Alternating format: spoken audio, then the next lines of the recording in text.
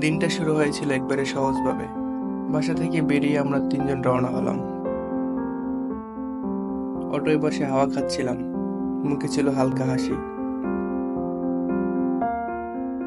মাঝপথে আমাদের আরেক বন্ধু এসে যোগ দিল। সব মিলিয়ে দলটা পরিপূর্ণ হলো। গন্তব্য ছিল একটি পার্ক, শান্ত সবুজ মুক্ত। পার্কের সামনে পৌঁছতেই যেন মনে একটা অন্যরকম অনুভূতি এসে ভর করলো। একটা ছুটির দিনে প্রকৃতি এতটা কাছাকাছি থাকা সত্যি মনে রাখার মতো। ভিতরে ঢুকেই চোখে পড়ল এক ফুল বিক্রেতা, হাতে ফুল, মুখে সরল হাসি, যেন ভালোবাসার এক নিঃশব্দ বার্তা দিচ্ছে সবাইকে। আরো সামনে দেখা গেল এক বাঁশি বিক্রেতা।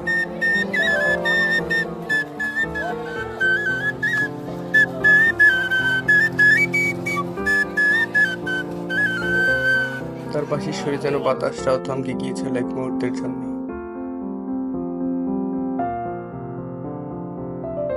পাশে দেখা গেল এক বেলুন বিক্রেতা। তার রঙিন বেলুনগুলো যেন শিশির মতো স্বপ্ন নিয়ে ভাসছিল বাতাসে। পার্কের এক কোণে ছিল একটি লেক, একবারে নিঃশব্দ নির্জন। লেকের মাঝে ছোট্ট একটি ঘর, যেন জল রাশির মাঝে একাকী স্বপ্নের আশ্রয়।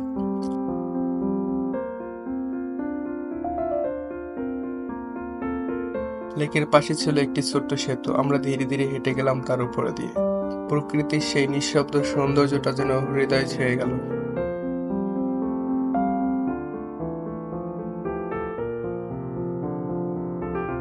পার্কে শিশুরা পিছল খাচ্ছিল হাসতে হাসতে, যেন পুরো মাঠটা তাদের খেলার রাজ্য। কেউ পড়ে যাচ্ছে, আবার কেউ উঠে ছুটছে। তাদের সেই হাসি যেন বাতাসে ছড়িয়ে দিচ্ছিল নির্মল আনন্দ।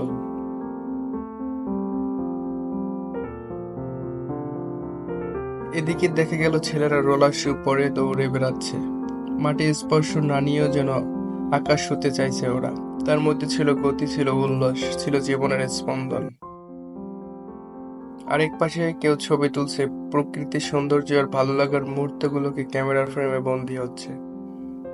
হাসি, ভঙ্গি আর আলোর ছায়ার খেলা, যেন সবকিছু মিলে এক রঙিন গল্প গাথা হচ্ছিল আজকের দিনে। এই ছিল আমাদের গল্প, একটি ছুটির দিন, একটু শান্তি, কিছু রঙিন মুহূর্ত।